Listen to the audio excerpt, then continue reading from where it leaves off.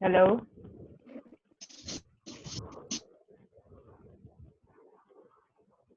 Hi, Mary. Can you unmute and introduce yourself?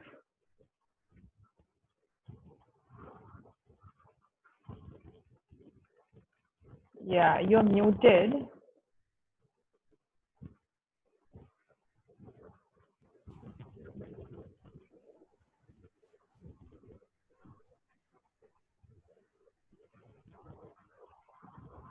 Just unmute yourself.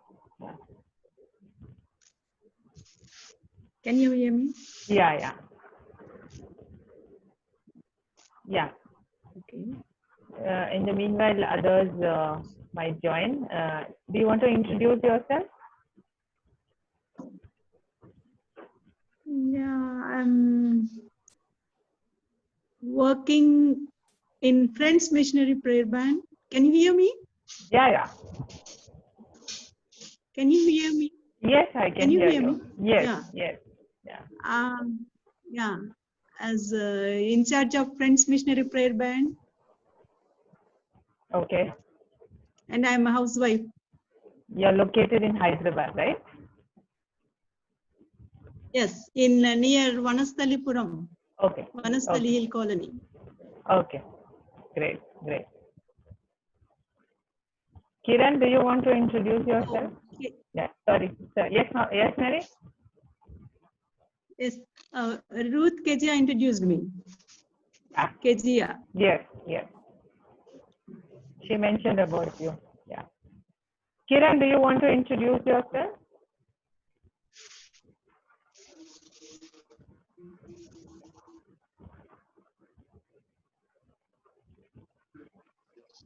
I think she is not able to hear us. Jaya, do you want to introduce yourself? You're muted. You're muted. Julia. Okay, she's Julia. And Jay is my husband. Okay. And Kezia is my sister. Okay. So she introduced me, and I'm from Hyderabad. We live somewhere in Kompally. Okay. Kompally is known to me. I know that place. Yeah. Okay. Yeah. Good. Welcome. Kiran, do you want to introduce yourself? Unmute yourself.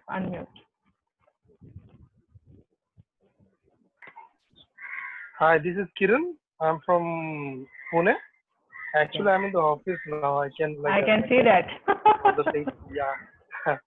Is that allowed? No, actually, what happened? We work on alternate days. Okay. So I'm working as an environment expert for Pune Metro. Okay. Good. So, Wonderful. no, labors are not there. So nowadays we don't have much work. So you can join the webinar. Good. Very good. Yeah. Welcome. I can see Lata. Lata, do you want to introduce yourself? Please unmute yourself. Yeah. Yes, I am Lata John, and I'm from Firozpur, Punjab. Okay. Welcome. Good to see you all. Yeah. Good evening to everyone. Good evening, Lata. Good evening. I have my friend Nija here. Nija, can you unmute and introduce yourself?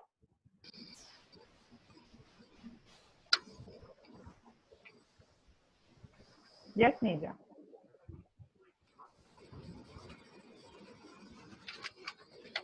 Hello. Yes, Nija, go on. Yeah. Hi, good evening and praise the Lord. Praise the Lord. Thank you, Preeti, for inviting us. And in turn, Lata created a group and we could add, I still have to add many more. I'm Nirja Prasad. I work for Geological Survey of India. I'm part of the Church of North India. I'm based at Nagpur.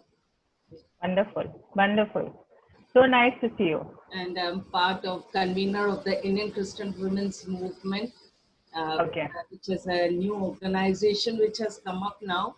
And we are lobbying into various kind of violence, and then we reach out to these women uh, and network with other women, like-minded women organization also.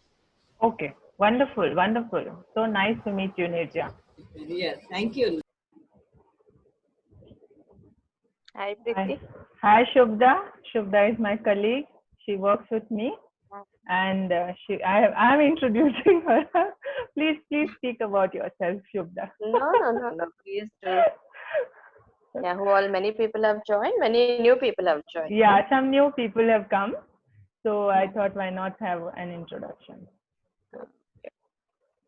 Yeah, so I work with Preeti. Yeah, that's my introduction. Good. Thomas Priya, you want to say something?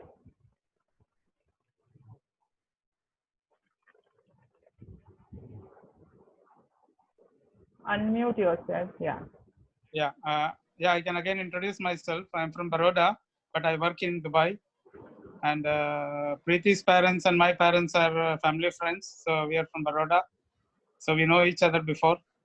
And Preeti is doing a good job by doing all these humanitarian works. So I just support her activities. That's all. Thank you, Priya. Thank you.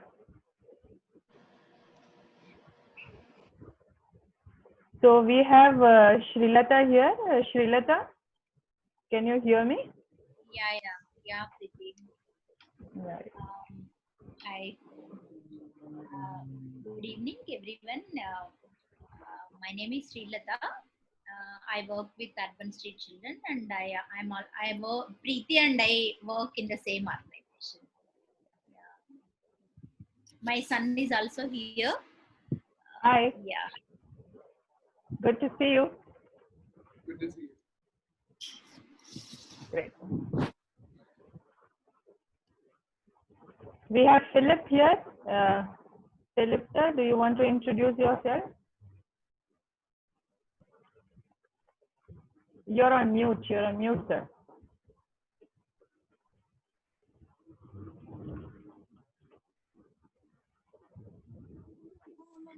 Yes.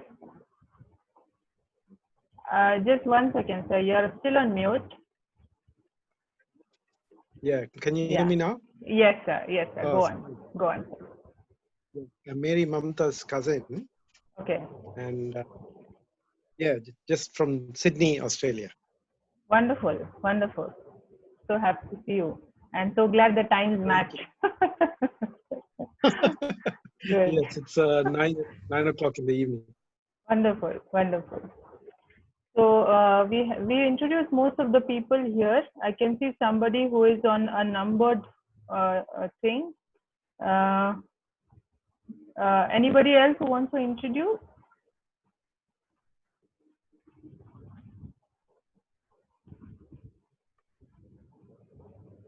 Okay, so we'll go on.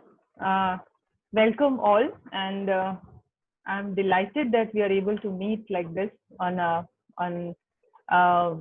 virtual platform. And before I move on, I just want to welcome you all, and I'll start with a word of prayer. Almighty Lord Jesus, as we pray in your presence, Heavenly Father, we pray that what we listen and what I speak both are from you, and every heart that is here is touched in a number of ways, and in all capacities that I put here, it's all that you speak through me, and what they hear is what you want to speak. In the mighty name of Jesus, we pray. Amen. Amen. So I'll start sharing the screen. I usually do a PPT because I find it more visually connecting. So this is the second in the series for those who have missed it before. This series, the second one, talks about Elijah and the widow of Zarephath. It's from the Old Testament, from the book of Kings, chapter 17. And I find the Old Testament stories and narrations very interesting. So today we'll go much deeper into what happened with this widow and what is the context that we are getting here today in the present time. Yeah. So before I move on, I just want to tell you all is that we as a webinar series are not connected to any church or organization. It's just a believers forum, and we'd love to keep it like that, that whoever wants to understand the word of God, reflect on it, is always welcome to join. So the theme of today's discussion is First Kings, and I just brought out a striking verse from there, which is, "For the jar of flour was not used up, and the jug of oil did not run dry," in keeping with the word of the Lord spoken by Elijah. So let's see what this is and how powerfully it conveys something very important to us. Now, this story is about the widow of Zarephath. As you can see in the picture, widows in those times did not have the agency to be, work independently or, stand on their feet. There were a lot of oppressions that they followed, but the Bible always has been very supportive of widows. And in fact, I sent a reading to all of you that there are a number of references to how the widow should be treated. So you'll see in this story the reference to the widow and what happens, and going further, we'll see how the story unfolds. So what I usually do is that I do a context setting, that you need to just be aware of the times that we're talking about, and then we go into the Word of God, which is the exact verses from the Bible, and then we reflect on them. So I'll start with the context. Before I move on, I will just do a bit of a change. I'll just make Ruth as a co-host, just to help me with the noise. Okay, so I'm back here. If anybody has to be muted, Ruth will help me with that. So I'm here at the context, and the context is about Israel during those times, the northern kingdom, and let's see what happens there. So this story is set in the times of King Ahab. He is the 7th king of Israel, and as you can see, it is in the 874 to 853 BCE when this whole story happened. So this is something that goes to a long time ago, but the relevance of this story to this time is what we'll see. He was the son of King Omri, and the most important thing that happened in his life, which really turned him away from favor of God, is what you'll see is he married Jezebel. Now, Jezebel is the daughter of a Phoenician king, and they belong to the region called Sidon. And Jezebel is known with references in the Bible where she is seen as the most wicked woman, because with her being the queen, the king adopted idolatry in a big way. And she is the one who also started worship of Baal worship all across Israel. And she also made systematic work of killing prophets. Like she was so diligent at it that a lot of prophets were scared. In fact, you will see going forward in this book that even Elijah got scared of her powers. Now, her death is just, I'm narrating in a line here, is that she was thrown out of the upper story window of her house, and she was eaten by dogs and trampled by horses. That's how her end was, and it was a very tragic death. And all that happened because of just one principle that got broken, is that you shall not worship anybody other than your Lord God, and you shall not have anybody else who can take that place. So her death was also another reminder to the people of Israel that idolatry in any form will not be encouraged. So as you see, Jezebel is in the background of this story, and as the story unfolds, I'll tell you that how that is important to know this portion of who was the king and the queen of Israel at that time. Now we move to Zarephath. The widow belonged to Zarephath. It's a Phoenician city on the Mediterranean coast between Sidon and Tyre, as you see in the slide as well. And it's just a tip of the country where it is. And it's an important point for Elijah because there are things that are happening and unfolding in this story where he moves from Tishbe, where you can see in the map, to Zarephath, and we'll see how he reaches there. Before we move, I just collected some pictures which are shared in your readings also, that there are pictures of Zarephath, which is in the present country of Lebanon. It is there, and it has been found somewhere around 1974 or 75, where this place was also found out by the archaeologists. So an interesting spot, a very place of significance about how it unfolded. Now I'll move to the Word of God, and then with every verse we will have some reflections. And once the reflections are done, I'll come back to you all to hear about how you felt or what you thought about it, because this webinar is incomplete without your thoughts and how you felt about it. So I'll just take you through the context just once more. That is, it's the widow of Zarephath, and we'll see in detail about what is that is connected to this story. Before that, I took you through the king of Israel, King Ahab. He is not really known as a very favored king by the Lord. You will see that he has always gone against the what the Lord said to do. He has broken the commandments. And his marriage to Jezebel was also a very big turning point, because Jezebel is the one who was known obviously for her beauty and the kind of charms that she had, and she also was known for spreading idolatry all throughout Israel, the promised land. This is a place where God wanted his worship. He wanted only people to listen to him, turn towards him, and pray to him. And this is where Jezebel wanted to, in a way, end the worship of God. So her end was very, very ugly. She was eaten by dogs at the end.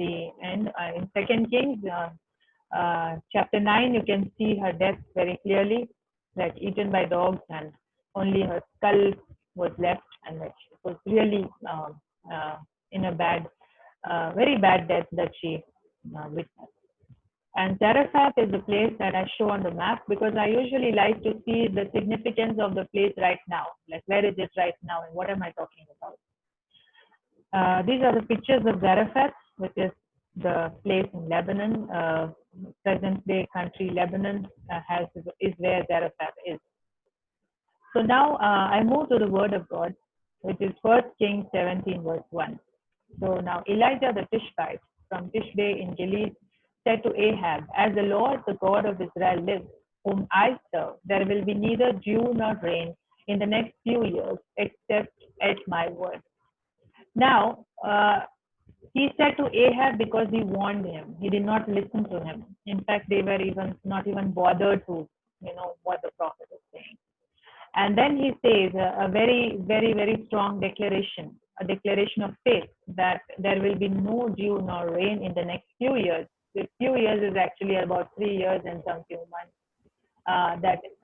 Unless he speaks again for rain and prays again for rain, it won't come. So this verse talks about the amazing faith in the living God, the manifestation of that faith in terms of, like, if he says that it won't rain, and the faith that God will listen. And like what Jesus had said to us in the New Testament, that if you have faith, even you can move mountains.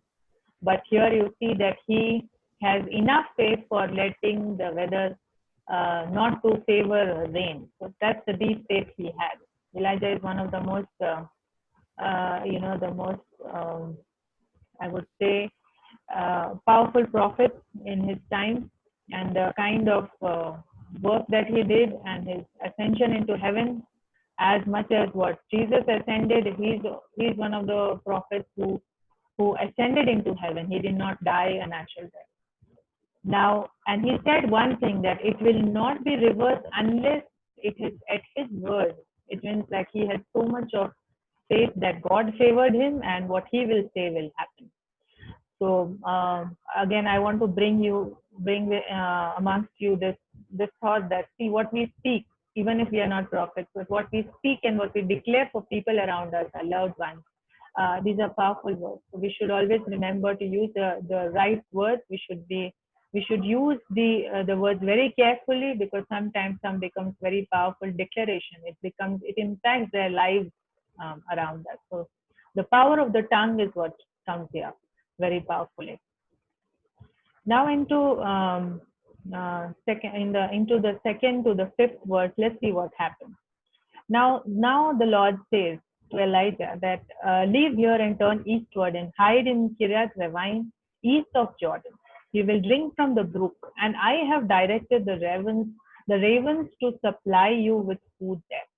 Now, if God would have told you in a dream that the brook is going to give you water, and the ravens, these are birds which are forbidden under the Jewish law. These are the birds which are mentioned in the book of Leviticus, chapter 11.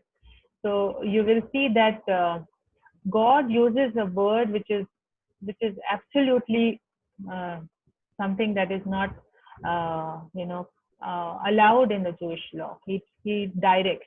So we'll see in the next slide deeper things about this. And what he did in the verse 5, as it says, so he did what the Lord had told him. He went to Kiriath Jearim and east of Jordan and stayed there. Now, one thing striking to me about this is that he did not oppose the Lord. That what is it, this impossible thing you are saying, and how can a bird come and feed me? What if the brook dries up? He didn't have any question. So we can connect this to, like, do we really have that kind of unconditional faith in God? Do we see that kind of unconditionality in the way we connect to God, or the way we commune to God? So as you see in the next slide, that verse 6 says that the ravens brought him bread and meat in the morning, and he drank from the brook. So amazing that God's fulfillment happens to people, to things, to situations, through unclean things, to things which are forbidden, but God can use them in your favor. So I would just like to remind you all that maybe that we feel that some people are not our kind, or they are not like one among us, and how can God use them for us? But God has his strangest ways to use things and situations and even animals around us. So this is a strange provision of God that Elijah got. Now in from verse 7 to 11, you'll see what happens, because see, he cursed that the rain will not happen. So what happens is that the curse impacts him also, that the brook dried up. The brook dried up because there had been no rain in the land. So obviously when you have cursed, then you are also part of that curse. So he was brave enough to curse the land, and he was brave enough to also face it. And then the word of the Lord came to him, go at once to Zarephath in the region of Sidon and stay there. I have directed a widow there to supply you with food. Now remember the words that the Lord has used with him, that I have directed a widow there to supply you with food. So in the next verse, you see that he went obediently to Zarephath, again not questioning. Now the thing with widows of those times is that they are the ones who need support. They are not the ones who might provide support or provide for other people. They are the ones who are looking for things to feed themselves and take care of their children. So it was a very difficult proposal by God, but again Elijah did not question. So he went to Zarephath. When he came to the town gate, a widow was there gathering sticks. He called to her and asked, would you bring me a little water in a jar so I may have a drink? And as she was going to get it, he called, and bring me, please, a piece of bread. Now, when you are meeting a person for the first time, you know also that there has been no rain, there has been no food, there has been no water. But the amazing thing is, he said that, bring me, please, a piece of bread. And let's see how he moves forward in the next verse and what unfolds. Now, what she says is that, as surely as the Lord your God lives, she replied, I don't have any bread, only a handful of flour in a jar and a little olive oil in a jug, and I'm gathering a few sticks to take home and make a meal for myself and my son, that we may eat it and die. So that was obviously her last provision that was left with her. There was nothing else in the house, and her plan was like, she's going to have the last meal, and she and her son are going to eat it and die. You can imagine the emotional and the mental state of that widow, that she is not cheerful. She's not cheerfully picking the sticks on the town gate. She's trying to do something in desperation, that this is the last meal, an act of hopelessness. And in between, and just at that act, when she was completely hopeless, the prophet appears to her. The prophet reaches her. So again, another another insight here is that we may lose faith, we may lose hope in situations where we are completely on the edge and about to give up, or about to say that this is the end. But for God, that could be the beginning, and we should not lose hope in Him. And let's see what happens next. Now Elijah said to her that, don't be afraid, go home and do as you have said, but first make a small loaf of bread for me from what you have and bring it to me, and then make something for yourself and your son. Now, this is also something strange. Like when I read it quite a few times, I heard a lot of people talk about this verse, and a lot of people said that, see, there's a lot of command that Elijah has, that you will make the bread, but you will make and serve it to me first. There's also an insight that God also wants you to prioritize Him before your needs. If you prioritize Him before your needs, everything else will be provided. A lot of people also connect to this verse and connect it to the tithing that we do in the church, or a part of the portions of your earnings that you want to keep aside. And what he says in the next part is, for this is what the Lord God of Israel says, the jar of flour will not be used up, and the jug of oil will not run dry until the day the Lord sends rain on the land. So Elijah appeared to her. He asked her, the last meal that you prepare for me, and you have to serve me first. Means obviously she's not having a lot of flour that she can spare a little bit for him, but he's saying that make that last bit of the flour you have, but you have to serve me first. And see the kind of faith that the widow has. Like, there is a turning point in the widow, that she does as Elijah says to her. She doesn't question him further. And what happens in the next two verses is amazing. So there was food every day for Elijah and for the woman and her family. So, and the jar of flour was not used up, and the jug of oil did not dry, in keeping with the word of the Lord spoken by Elijah. Now, the insight that we get here is that, what is it that suddenly made a change in the widow's mindset? Like, she was questioning him, like we saw in the previous slide, that I'm going to die. But the powerful message that Elijah gives, that you do as I say and it will not run dry. And then her belief, her unquestioning faith revives. So we all need to have some people like Elijah in our lives, who can revive that faith that sometimes dries up, sometimes becomes in shortfall. And we need to connect to people who can revive that faith in God and belief he said, and she believed, and she followed. So, and it happened that the provisions were planned till the rain comes back. That means till there is any change in this adverse conditions, God has provided for you.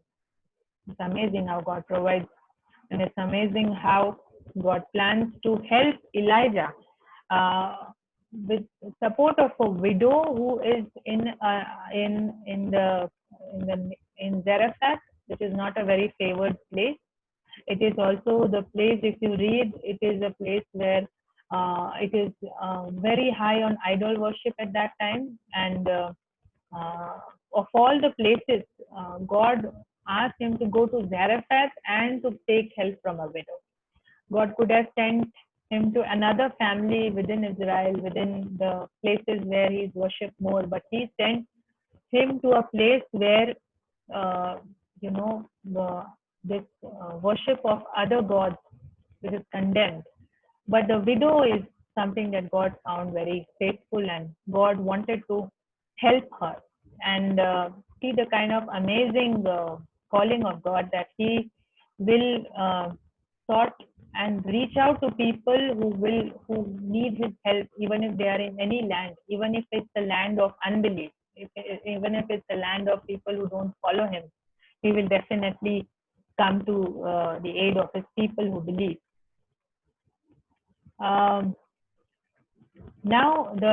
this part of the story is what touches me more, but there are a few more verses that are given, which I will also share with you. Is that sometime later, the son of the woman who owned the house became ill, and he was growing worse and worse, and he stopped breathing.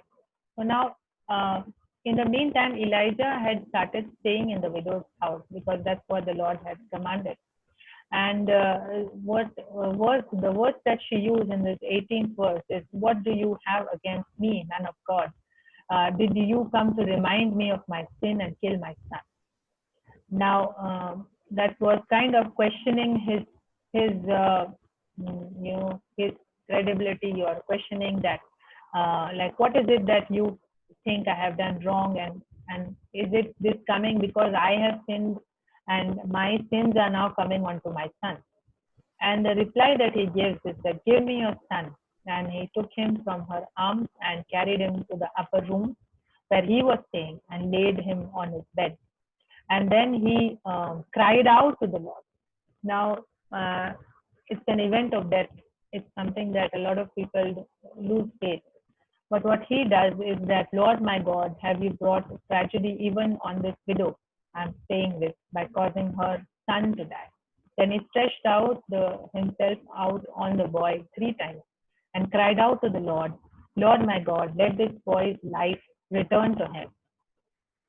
And he again, what happens in the next verse is what is amazing. But before that, I would just like to take the insights that I've written on the side. Is that for the widow, it was not enough that God provided for her for so many days, that she was again a little shaken, and she was questioning Elijah. But let's see how it gets restored in the next verse. So the Lord heard Elijah's cry, and the boy's life returned to him, and he lived. Elijah picked up the child, carried him down from the room into his house. Preeti, 1 minute. Your voice is.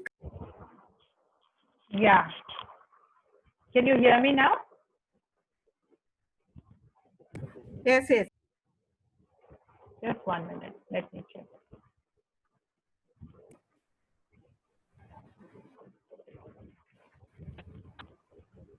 Yeah, can you hear me?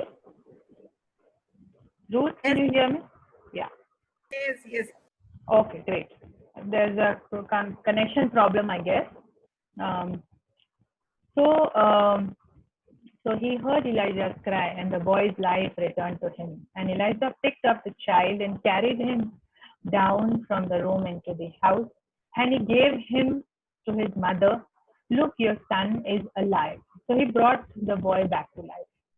And the lady, the woman, the way she replied is something that amazes me, is that she says, Now I know that you are a man of God, and that the word of the Lord from your mouth is the truth.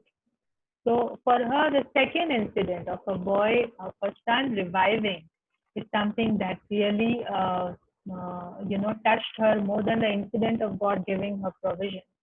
So for her, a second incident in her life was more important for her to really trust in the prophet and also have more faith in God. Moving from the word of the Lord, these are some of the incidents that also talk about God's provision. You will see in the coming chapters in the same book that Elijah is given food by an angel when he was scared and he was running away from Jezebel. And you will see that how Lord Jesus provided bread to the people who were with him while he was preaching. You also see how water came out from the rock. This happened in the initial year of the Exodus, and it happened during the time of Aaron in the 40th year of the Exodus as well. So there are amazing, amazing incidents of God's provisions and what God can do, and how God can pick up the most unexpected people, places, and situations and turn them in your favor. And this really resonates with me in this present time. That it's absolutely amazing to see how God can work out miracles. He can send people in your life. He can change situations. Before I move to you all for the reflections, this is the verse that I thought would end my bit of the presentation. That but seek ye first the kingdom of God and his righteousness, and all these things shall be added unto you. So it is absolutely amazing how God can provide if you depend on him completely, unquestioningly. So this was my short presentation. Now we can open the forum for your thoughts, and you all can gradually unmute yourself and talk about what is it that you gathered from this description of Elijah and the widow of Zarephath?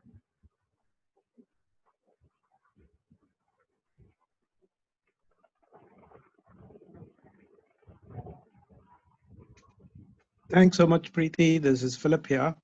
Yeah.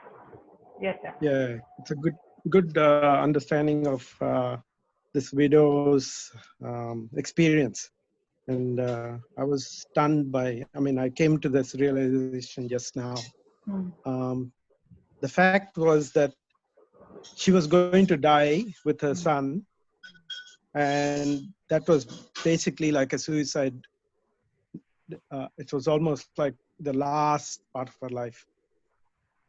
And then this prophet arrives, and she gets a new lease of life because the jar will never get empty. So she gets that new lease of life. She knows that she's going to live because of that food. And then the second time, when the boy dies, she gets the second lease of life, and then her eyes are open to see that God. The second time is again a new life being formed out of her son. But this is when she believes and gets the spiritual life that opens her eyes, and she's able to see that real God. So it was a God of provisions. When we keep praying to get, oh Lord, I need that, I'm not having that money for this, or I need my son to be successful or prosperous. We have all these needs, and we pray for that. And it's just a question, we get those answers, and our eyes are not open. Correct. But when it concerns life, my goodness, our eyes are open, then we see the true God, then we see the spiritual part of our life, and yep, that's the way to go.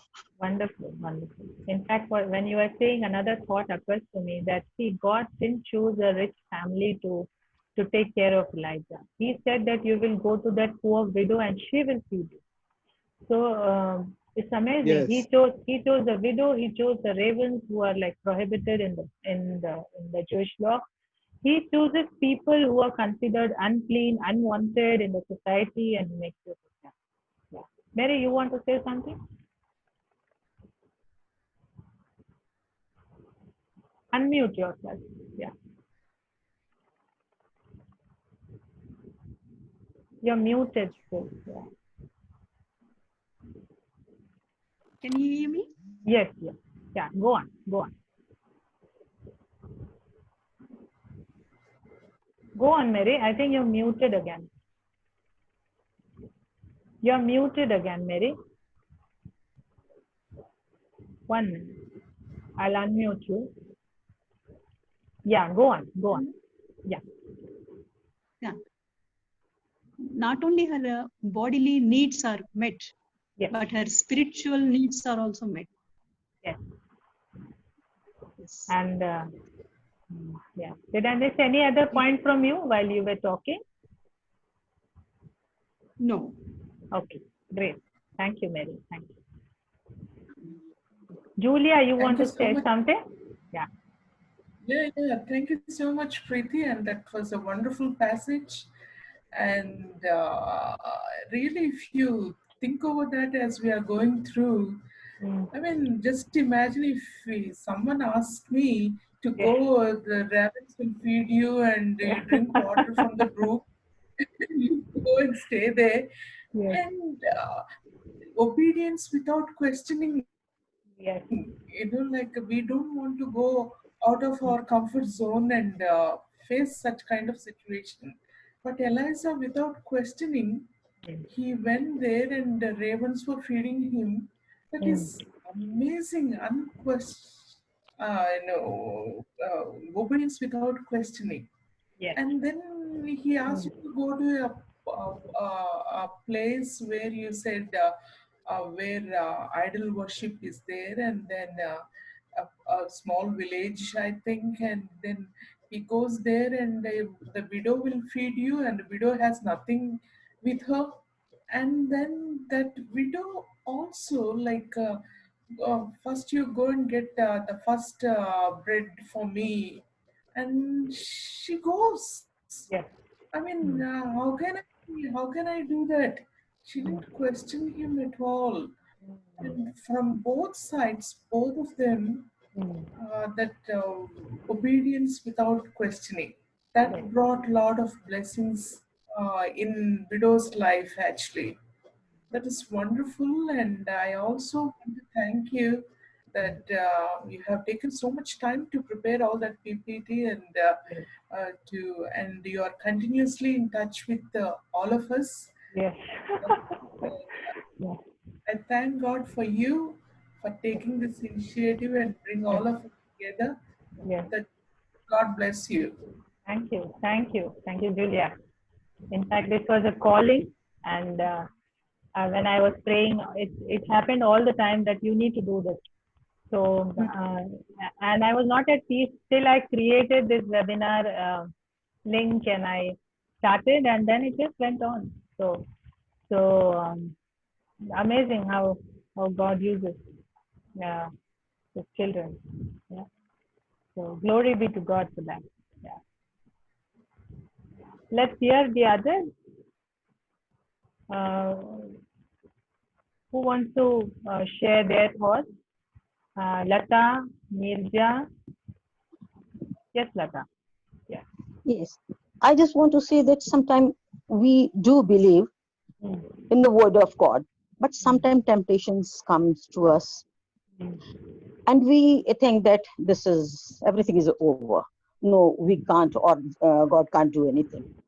But it's my experience. Then when everything you feel that nothing can be done now, but I don't know from where God's hand comes to us, and He definitely help us. Yeah. We connect to the widow's story. Yeah. Yes. So when everything was finished for her and for her son, but still, Jesus sees all in our lives, and He fairly and He mercifully extend His hand to our lives and save us. So means to have faith without questioning is above all. Yeah, So and that's a real this test. story, yes, this yes. That's a real test. Yeah. Yes, thank you. So, and in this time of adversity, in this COVID pandemic, this whole idea of connecting with unquestioning faith in God is like a test that we are going through right now. So, yeah. Who else wants to share their thoughts? Nirja? Yes, Nirja. Yes. Yes. Thank you so much. It was a wonderful presentation made by you, and especially the PPT really makes you connected and keep you glued to your laptop. Yes. If you look at the situation now and what was the widow's situation during that time, it is the same now. Absolutely. Absolutely. And the major sufferers during this pandemic time are the widows. Yes. You see, and especially if you look at the migrant laborers, these women are the most affected, and many of them are widows. And now they have been rendered jobless, and they are all idle. You can just imagine what they will go through. What will be the next thing they will do? Yes. Can we have something, if some suggestions can come, okay, how to reach out to this? If we question the church has its own agenda. But here we are interdenomination, we have come as a group. If people can suggest something, that as a group, can we reach out to these women? Because see, feeding the 5,000 people, that was the need of the hour. Today, the need of the hour is how do we reach out to these widows? Can we do something for them as entrepreneurship or making them self-reliant? Because see, Jesus had compassion over these widows, and Yes, absolutely. I pay my tribute to Shanti Solomon, who started the Fellowship of the Least Coin, and I think most of us women are here, and that program was for the war widows. But today we have Corona widows. So many people are dying. So many husbands have died due to Corona. So many widows have increased. Children without parents. So this is a situation which really frightens each one of us. And how do we reach out either through prayer or through some kind of initiative which we can take up together? Yes, yes. So Nisha, I want to know that what part of the story really touched you? Pardon? What part of the story touched you? Her unrelenting faith that God will help her. Her unrelenting faith that God will take care of her in that situation. Yeah. And she needed a prophet to revive that faith. Yes, yes, yeah, absolutely. So I'll come back to the point that you mentioned about helping people. We'll come to that. And before we close the discussion, so it's a very valid and important point that was made. Yeah. Anybody else would like to share? Shubhada, you want to share something?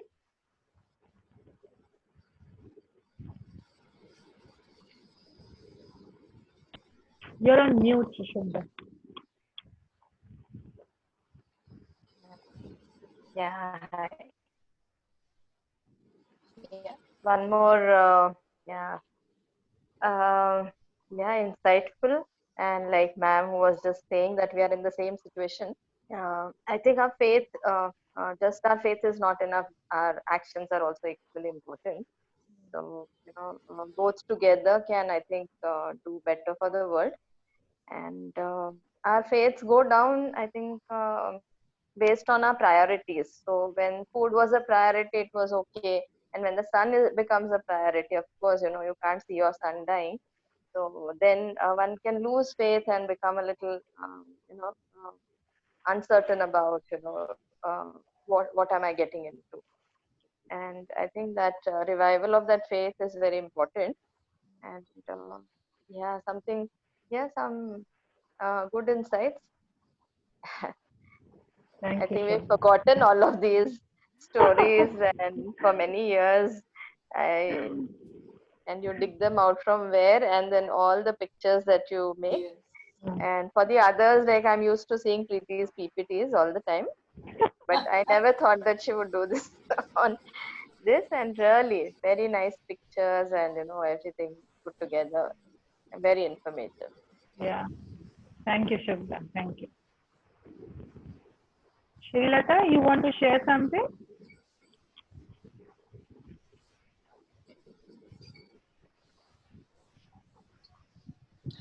Yeah, Satvik would like to. I Yeah. was on an emergency call, so he was there fully. So he will. Surely. Yes, we'll hear Satvik. Yeah. Yes, I learned that God can provide us when we want, even in like dire situations, and that He is willing to show it from like uh, even from poor backgrounds, like they can help us. God, even Yeah. from poor people, we can show how great the works of God are. Yes, absolutely. That's a very good point. That God doesn't grade people based on what resources they have. He can convert people to become hands of help for a lot of people. And she could, I am sure if God would have said that she will feed the whole village, the widow would have fed the whole village, because that's the kind of blessing that God gave her in believing Him.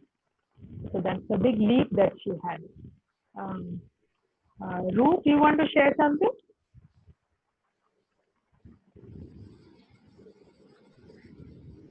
Ruth? Yeah. Yeah. Just I want to say that take care of what you speak. So this Elijah, when he cursed, so he was also one of the victim of his curse.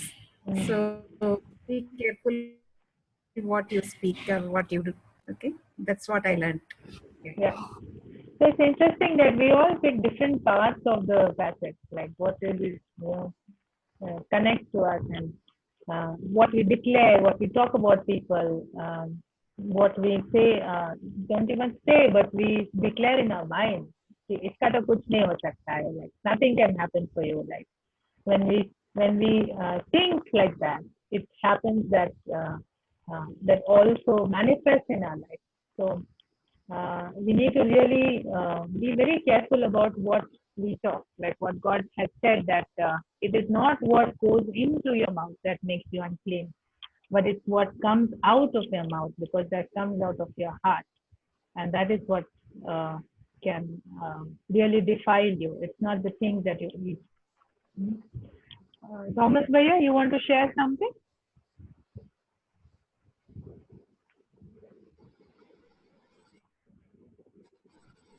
Thomas Bhaiya, are you there? Yeah.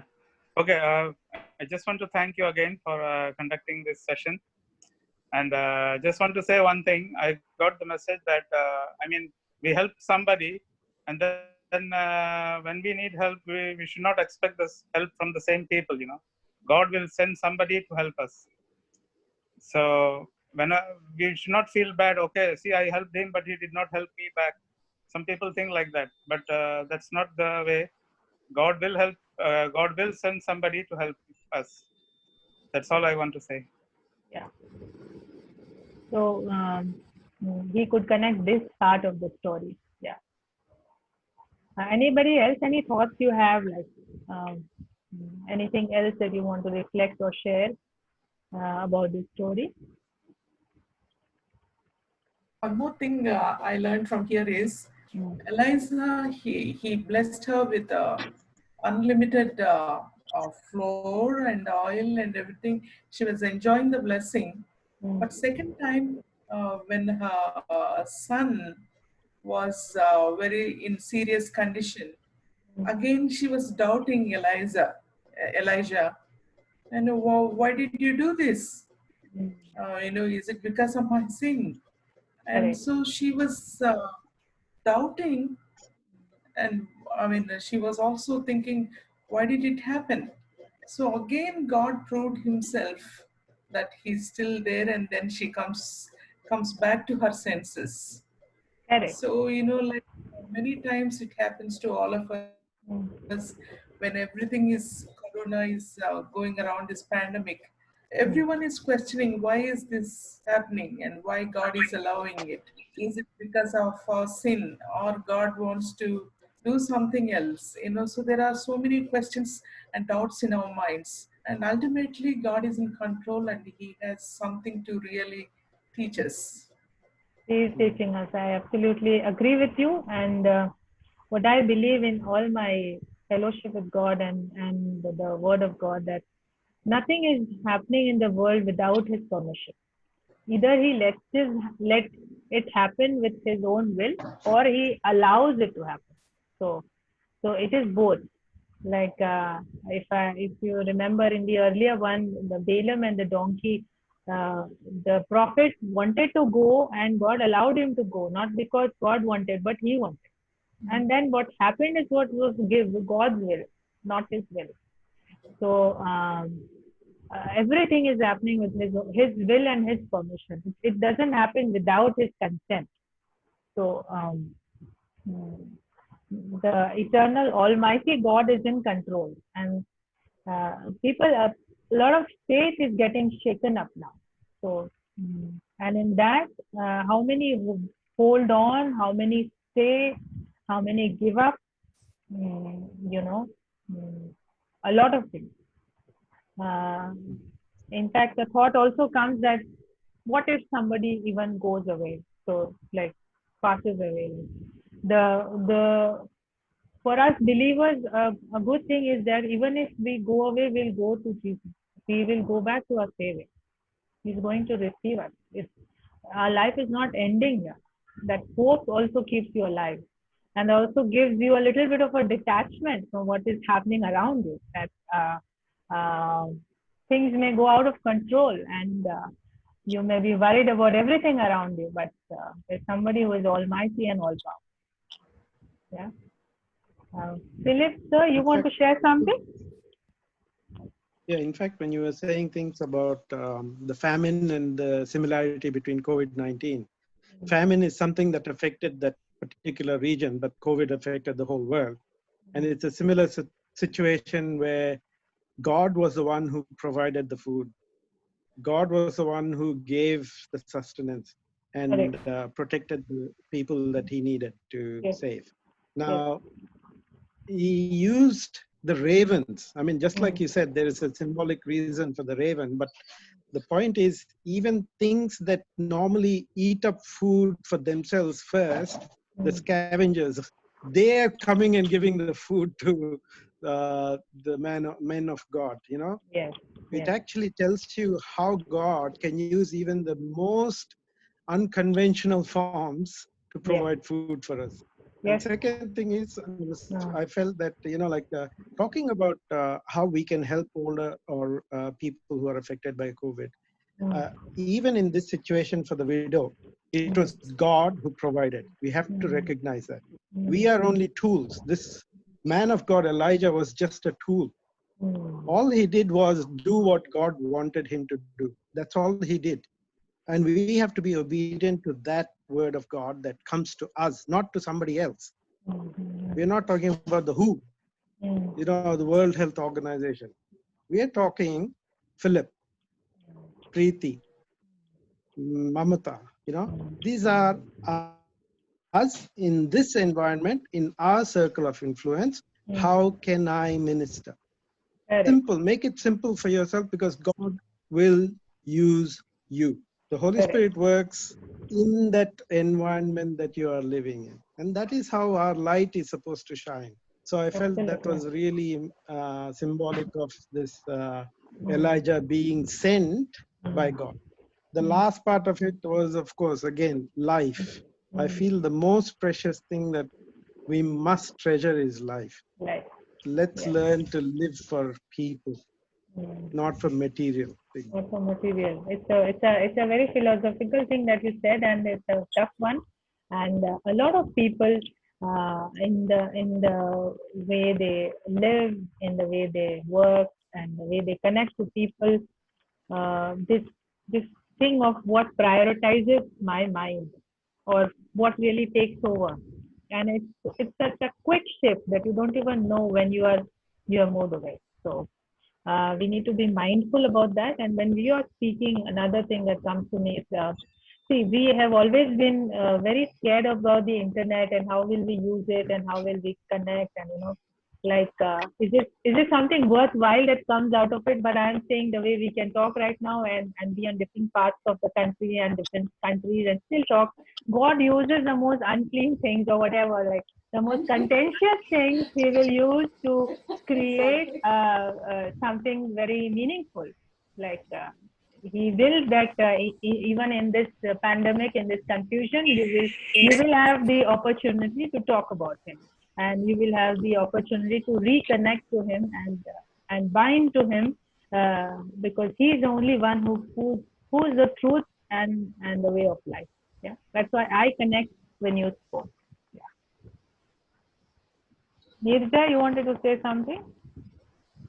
No, it was interesting what Philip sir said. No, yes, and what you complimented was that earlier the mobile, the laptop, and all things, these were so evil things for us, isn't it? And now they have become like a God-sent angel through which we are connected to each other, isn't it? Yeah. So God can use your technology, your creation, your gadgets. He will use for His purpose. Yeah, it supersedes everything. Like if He wants to use, you will use it. Like nothing can stop Him. No password or no firewall or whatever. He can use, and He can use it for His purposes. Anybody else would like to share? There's one last thing about Lazarus being. Thomas Mayer will come to you. Just 1 minute. No, let's give Thomas a chance. Okay. Thomas Mayer, please go on. I said already. No, you were saying something we didn't hear. You were saying something right now. No. Okay, great. Yes, Okay. go on. I just talking about Lazarus having been raised from death to life. There is one. This guy is one in the Old Testament who was raised to life, and second is Lazarus, and the third is Jesus. Yes. And there is another girl. Oh, that's right. Raised. Yeah. That's right. In the New Testament. That's yes. right. And Elijah is one of the few prophets who did not have a death, but he was taken into heaven, just like Lord Jesus. Yeah. So he's an amazing prophet, and you will see even his disciple, the one who came after him, Elisha, did not get the same privilege that he had. He didn't have a ascension into heaven. And Elijah is the one who appeared in the transfiguration of Christ. So he's kind of a very, it's quite mysterious how the prophet Elijah is and his words are. And we are talking about his faith, but if you go ahead in the 2 Kings in chapter 9, where he's scared with the king's wife Jezebel, and how he runs away from her.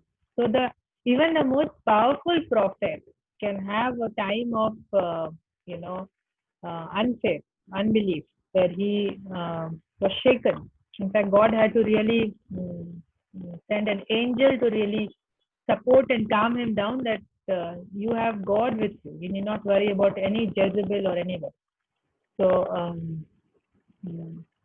moments of test come. And the moments of test for us, all of us have come at the same time. The thing is, and the same situations that we are facing right now. So this resonates a lot more right now. For example, if this webinar would not have been in a corona situation, I'm sure we would have connected it with it in a very different way. But now that in this pandemic, we connect very differently. I'm sure if we would have done a webinar without that, a number of people would also turn that I have church to go, I don't have time for webinar, or like I have other options and I can meet people. And we also approach these opportunities differently when a situation or a crisis comes. Yeah. Any other thoughts from your side? Just wanted your views about how did it go. I'm sure that you like the way we pictorially present it and all that, because I'm a person of visuals. Like I can't talk just without any like, for me the imagination has to come alive. Like what is the context, what's the history, what's the culture, what's the context, and what was it there. I want to always go back and see how it is. So that's how I look at when we discuss about even a paragraph in the Bible. It's about how we connect to those times, and God bless if we go there in the same places, we can connect to that. This is the place where Elijah spoke, and this is the place where he found help. So, any other closing thoughts you have? We are going very good on time. In fact, I was thinking we would take time till 5:30, but it's going on very well. Any closing thoughts from all of you? Yes, can I say something? Yes. Who's this? Yeah, Manjeet Mal. I'm Manjeet Manjeet, Mal from hi. Pathankot, Punjab. Yeah, hello. Hi, hello. Manjeet. Actually, I can't see your name on the screen, so sorry. Very sorry to not It's okay. speak to It's you. okay. Yes, It's Manjeet. okay. Yeah. It's okay. Yeah. First of all, I'm very thankful to Lord Jesus Christ that He has chosen you for such a big thing. And really, we are very thankful to you as well for conducting such a webinar. And Glory be to God. Yeah. yeah, and I'm thankful to Madam Neerja and Madam Lata for inviting me to attend this webinar. I'm really feeling very blessed that I am part of it. Yeah. And today, first time I attended it, and this message, your message, is really very great. And what I think that we have to surrender ourselves to Lord Jesus Christ, to Father, and let Him use us in His own way. Let us pour ourselves, yes, and letting Him to fulfill His will through us, and He will definitely use us in a wonderful way, doing miracles. Let Him do anything He wants, anything He wants. Absolutely. Yeah. I connect to Manjeet ji. What you have said is when I created the webinar, I did not imagine who will join and who will not join. I just shared the link and said that let it go to people and it will happen. But it just happened that some people really connected, some people continued, some are new people and in good faith. Because I remember on Facebook, I am part of this prayer room. It is a very close group, and I shared the webinar there that you all can join. So the first thing, I think it's from the US or something, and they were very skeptical about what group it is, and they said there will be some pornography or something, and we have a lot of cautions that we don't allow people to promote. So I was wondering, okay, so in good faith, let's move forward and go to people who really want to believe and be part. And it just happened. So I completely agree with Manjeet. What like God uses His ways, mysterious ways. Yeah. Yes. Yeah. So I think what I do is I usually recap what we have done. Just before that, if anybody wants to share anything, any closing thoughts? I think you're downplaying a lot, Preeti. You've done a lot and you prepared well, but I think there's one thing which Elijah also teaches us. When he found that it was a difficult situation, he took the child's body, carried upstairs, and then he prays to the Lord. I think you prayed a lot. Yeah, absolutely. Thank you. Thank you for that. Thank you so much. And for me, it's been like God. I would say God has reclaimed my heart, made my heart new. I would say, even though I'm a born Christian, but I would say I'm really feeling the presence of God in my work, in my mind, in my actions much more now. Like after so many years. So absolutely, I agree with you. We have Amit on the call. Amit, can you hear us, Amit?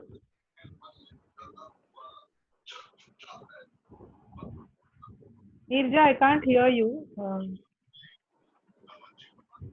Yeah. Yes, Amit Nirja. is an advocate from Pune, and I just sent him a message to join, and he joined just now. Oh, it's okay. We can send him the recording and Yes, welcome yes, Amit. definitely. Welcome Amit, and we are glad that you are here. I'm sure the Zoom record will come to you. We are quite open in sharing everything, and I believe that I will not hide anything that I have created. So I will share the record and the PPT and give everything to you.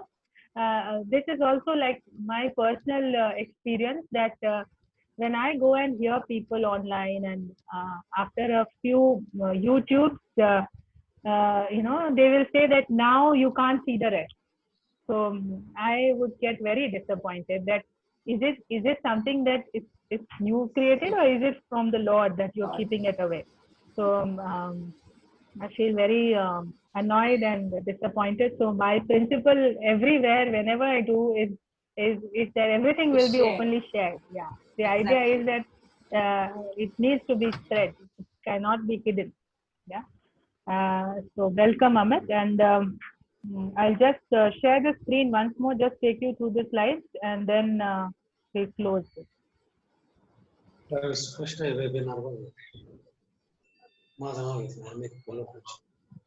Amit, you will have to speak in.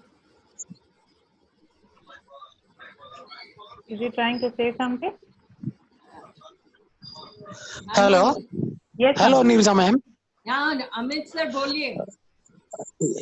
Yes, I'm following the webinar. No problem. Yeah. You just go on. No problem.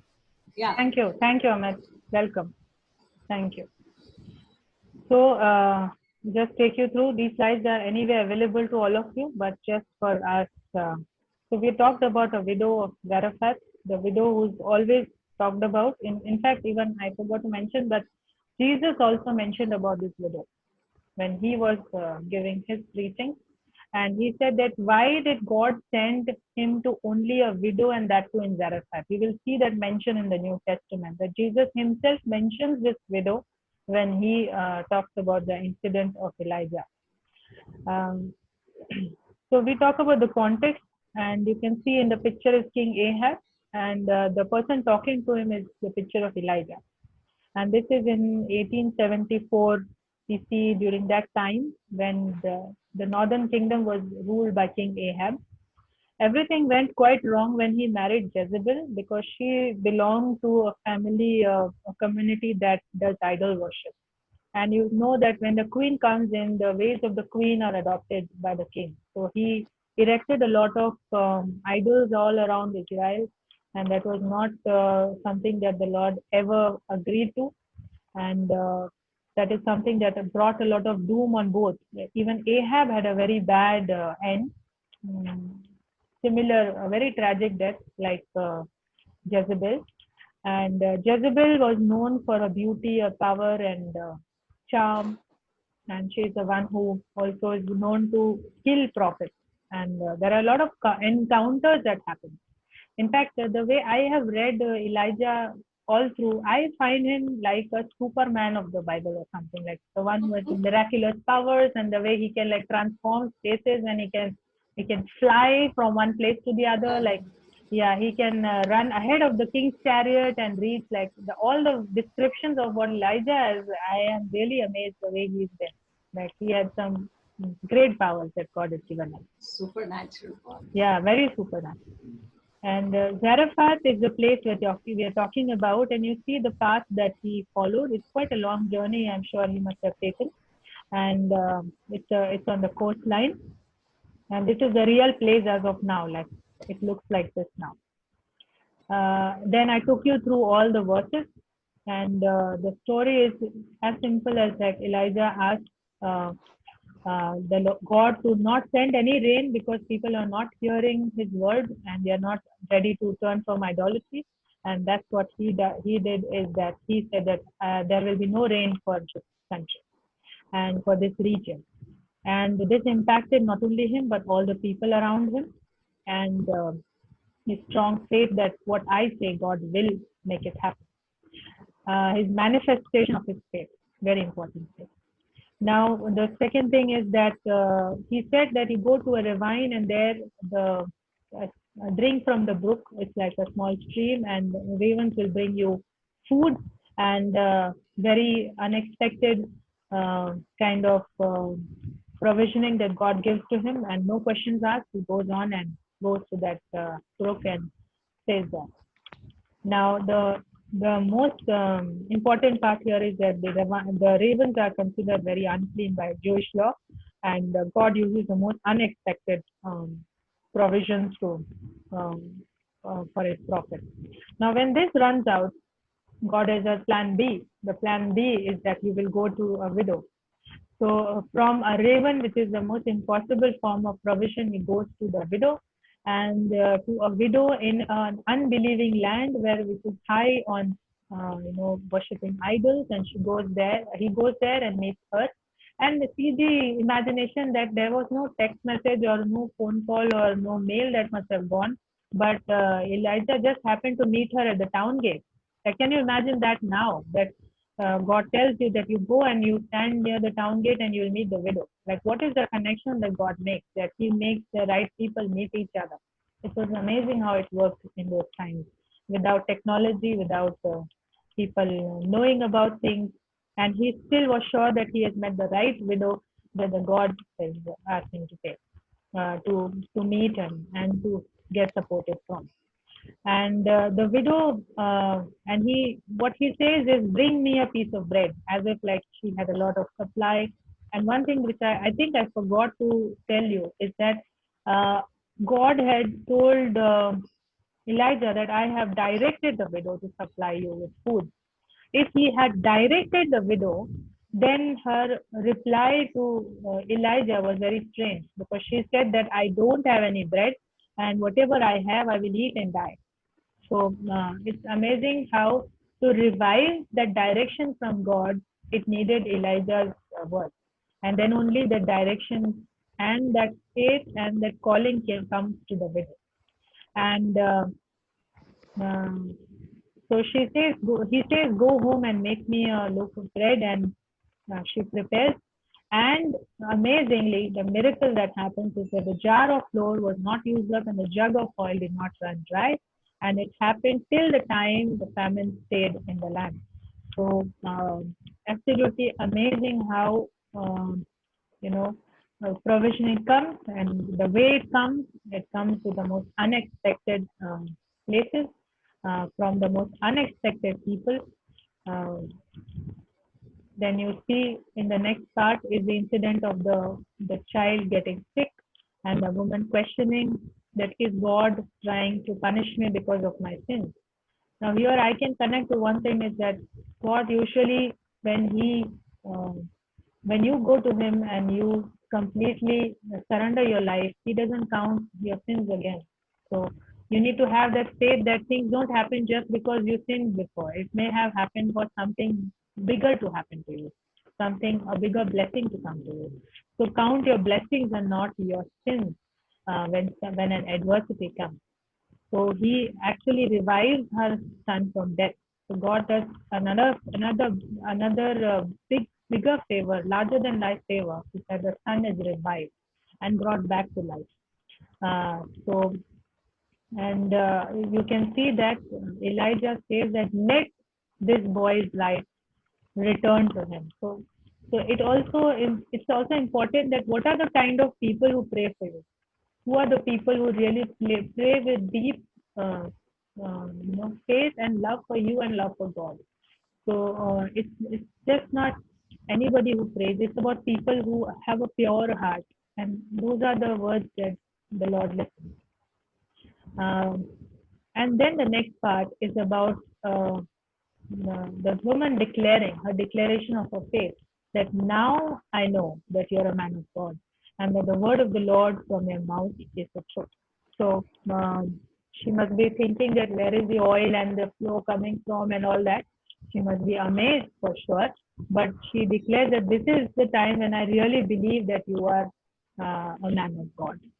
So does it also say that she must have thought that he is a magician who is increasing the oil and the flow? I don't know what did she mean by saying that, but it does seem that her doubts get cleared only when the second incident happens. And these are the pictures of some provisions that we see across the Bible. There are many more incidents, but I just picked 3 of them. One is the angel coming to help Elijah to eat bread because he was running away from Jezebel and he was hungry, and the Lord knew that he was quite shaken. And then the incident of the Lord providing the bread to people who are eagerly listening to him, and then the provision of water for the people of Israel while they were moving towards the promised land. It happened in the first year, and it also happened in the 40th year. And in fact, there are a lot of incidents about the manna flowing down from heaven and provisioning, unexpected provision in that. So a lot of incidents. So we come here towards the closure of the webinar, and I'm amazed that I have met new people, new faces, and new hearts have come here. So I am really excited and thrilled that we are a small group, but we'll go on and gradually people will join, and I think God wills us to come together. So it happens with His His permission. So amazing. Thank you all.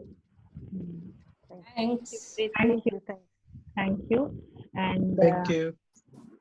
And I will share the Zoom ID and the Zoom call records, and I will also share the slides. I hope you all are part of the WhatsApp group, or else you can message me on my mail ID. You have my mail ID as well. We have Joyce here. Welcome, Joyce, and I'm glad that you have joined, and we are towards the end of the webinar, but you haven't missed anything. You will get the call details. The PPT and everything. Yes, you will get. Yeah. In the group. Yes, in the group. Yeah, yeah. Thank you, So, Preeti. Thanks a lot. Thank you so much. So see you all. And I'll again come back on a second Saturday and a fourth Saturday, because those are the days I don't work. So I planned it like that. As of now, I'm thinking of only twice in a month. So we'll think more if it goes beyond the 2 Saturdays. But as of now, I'm thinking of the 2 Saturdays. Yeah. Thank you. Thank you. Thank you. Thank you so much. Bye. Thank you. Bye. Bye. Bye. Bye, everyone. Bye. Take care. Bye, everybody. Bye, Ruth. Bye, Preeti. Bye.